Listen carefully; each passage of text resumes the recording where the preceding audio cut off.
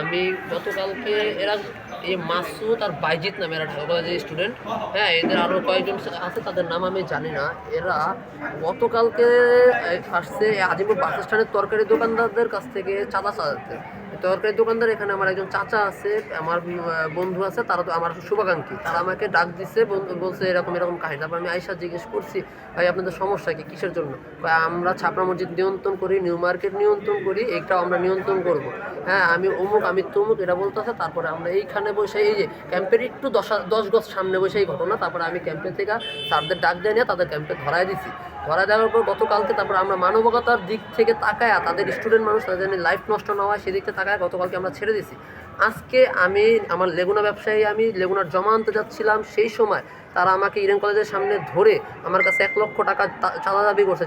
চাঁদা আমি দিতে অস্বীকার করার পরে তারা, তাদের সাথে আরও 7-8 জন ছিল, আমাকে পিটানো হয়েছে। পিটানোর পর আমাকে সাধারণ জনতা আমাকে সেখান থেকে উদ্ধার করছে এবং তারা ওখানে বসে রয়েছে। আমি পানি খাইতে চাইছি, মারার পরে তারা ওই সময় আমাকে বলছে তোর পানি দেবো না, তোর মুখ দেবো, তুই আগে টাকা না তোর বাবারে ফোন দিয়া। হ্যাঁ সেই কথা বলছে। বলার পরে তাৎক্ষণিক আমার আশেপাশের বন্ধুবান্ধব বড় ভাইরা যারা আসে, শুভাঙ্গী দোকানদাররা সবাই চলে যাওয়ার পরে এবং সেনাবাহিনীর সাথে ইনফর্ম করার সাথে সাথে আমাদের বাংলাদেশ সেনাবাহিনীর যারা এখানে দায়িত্ব ছিল তারা সাথে সাথে দৌড়ে ওখানে গেছে, যা তাদের ঘটনাস্থল থেকে তাদের ধরে আনছে। আর এখানে আরেকজন আছে, তার নাম হলো মেবি রুদ্র, সে হলো তাদের লিডদাতা। গতকালকেও সে জিম্মাদারি হয়ে ছুটায় নিয়ে গেছে। আজকেও ঘটনার পর যে সময় সাধারণ জনতা তাদের আটকানো হয়েছে, সে সময় সে আবার ছাড়াইতে আসছে। হ্যাঁ তাদের কাজটাই হলো ওরা অকারেন্স করবে আর এই মুরাদের কাজটা হলে বারবার এসে ছাড়িয়ে নিয়ে যাবে, এটাই কাজ। ভাই একজন কোনো রাজনৈতিক দলের পরিচয় দিয়েছিল না, তারা গতকালকে বৈষম্য ছাত্র পরিচয় দিয়েছিল ফার্স্টে, তারপরে তারা আর কিছু বলে না, কিন্তু কোনো পোস্ট পদবীর কিছু কথা তারা বলে নাই।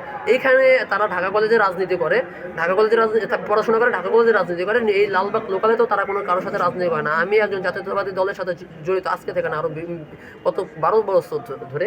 সেইখানে এসে আমাদের এখানে সুশৃঙ্খল কিছু মানুষ যারা কোনো কিছুর সাথে জড়িত না, আমাদেরই বড় ভাই, তাদের নাম বের করেছে, মানে ভুল জায়গায় ভুল নাম বলছে, সে কারণে আমি তাদের কাছে সেনাবাহিনীর কাছে ইউজ করছি। কিন্তু তারা কোনোভাবে জড়িত না, তাদের চক্রটাই এটা। তারা 5 তারিখের পরে থেকেই ওই একটা লেবাস দ্বারা তারা নিয়ন্ত্রণ করে গরিব মানুষদের, তাদের একটা করে প্রতিবাদ কেউ করে না। আমি প্রতিবাদ করছি, সেই প্রতিবাদের ফলন আজকে আমার এটা হয়েছে, আমাকে আর এটা করছে। আমার মুখের যে অবস্থা তার চেয়ে বেশি অবস্থা হলো আমার এই বুকের, এখানে আমি দাঁড়ায় থাকতে পারতেছি না।